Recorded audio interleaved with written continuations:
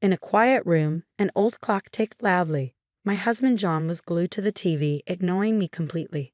I felt fed up with all the problems we'd had over the years.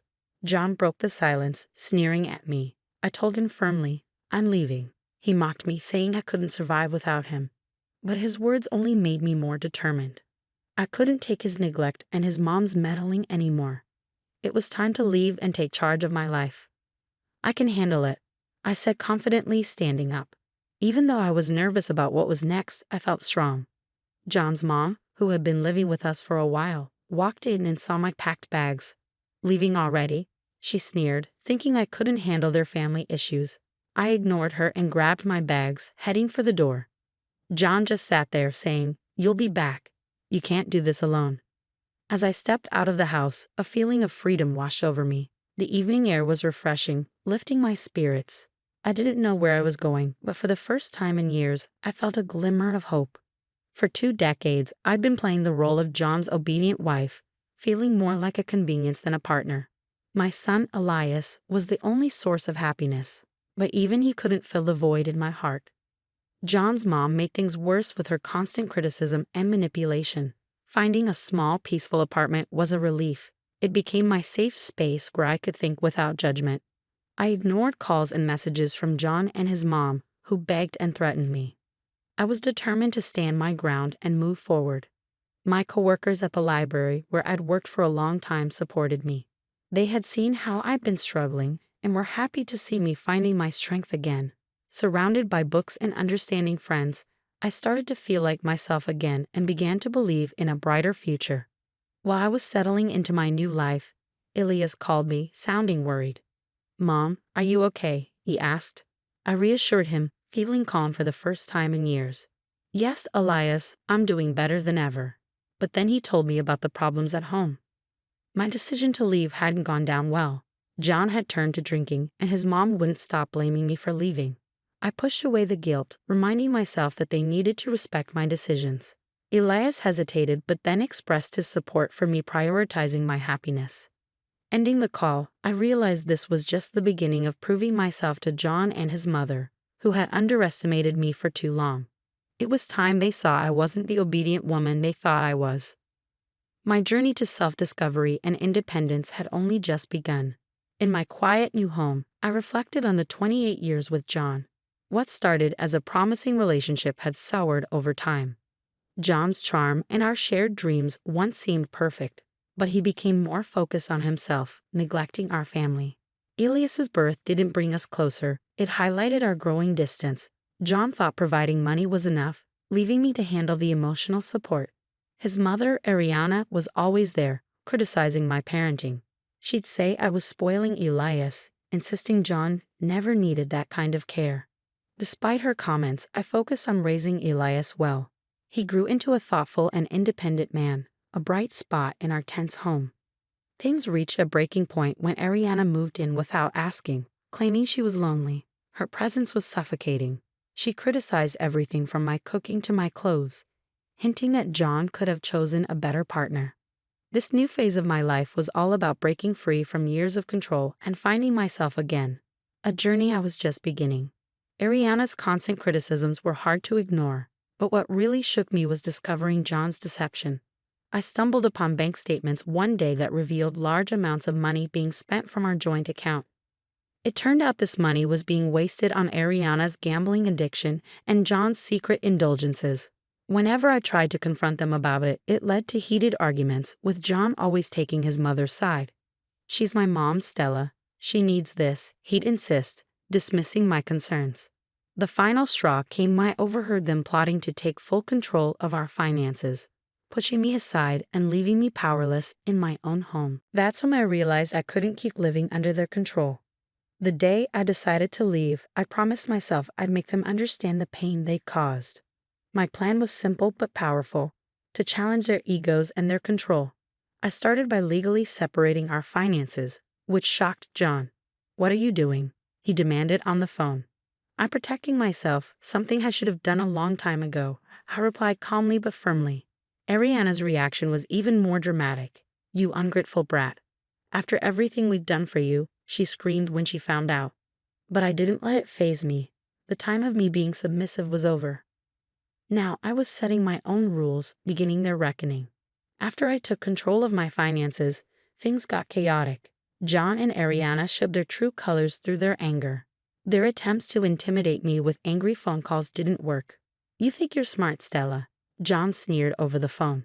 "You're nothing without me. You'll come crawling back." "Not a chance, John. I won't let you manipulate me anymore," I shot back, standing my ground. Ariana's threats were even harsher. "You'll regret this, Stella. You've ruined our family." "There was no family to ruin, Ariana. It was all fake," I countered. Despite their threats, I felt free. The fear that used to control me was gone, replaced by a determination for justice. It was time for them to face the consequences. I started by reaching out to old friends and telling them about the lies and manipulation John and Ariana had put me through. My honest revelation spread quickly, tarnishing their once spotless reputations. John, who always cared about his social standing, was embarrassed. "How could you do this to me?" he asked me, shocked. "You did it to yourself," I replied calmly. "I'm just telling the truth." Ariana faced the community's disapproval too. "You've made us outcasts," she accused, seeing it as a fight. But I wasn't afraid of her anymore. "No, Ariana, this isn't a fight. It's about being responsible for your actions," I told her. Seeing their social circles fall apart showed how powerful the truth can be. John's supporters distanced themselves, wary of his damaged reputation, while Ariana lost influence as her gambling problem and manipulative tactics were exposed. But I didn't stop at just exposing them socially. I knew their weak spot was their finances. With the help of a good lawyer, I fought for my fair share of our joint assets. Ariana's debts from gambling and John's mishandling of money were brought to light. The legal battles were tough, but I stayed strong. Their lies were no match for the truth, and I won a significant victory in court. When the judge ruled in my favor, I could see the defeat in John and Ariana's faces. This win meant more than just money. It showed that I was morally right. "You've destroyed everything, Stella," John said, sounding defeated. "No, John, you destroyed our family long ago. I'm just picking up the pieces," I replied, leaving the courtroom feeling free for the first time in years. I was filled with hope for a future without the weight of my past. After the court ruling, I started rebuilding my life with the assets that were rightfully mine. Stepping away from John and Ariana's influence, they couldn't believe the extent of their downfall. This was the start of a new chapter for me, one of independence and self-discovery, ready to embrace whatever came my way. The crumbling of John and Ariana's facades was just the beginning of my journey to rediscover myself and pursue real happiness and freedom. One evening, John called in a fit of desperation. "You can't just change our lives like this, Stella," he pleaded over the phone. "I'm just taking back what's rightfully mine," I replied firmly. "Maybe you should have thought about the consequences before betraying my trust." Ariana, however, took a sneakier approach. She tried to turn family members against me, painting herself as the victim.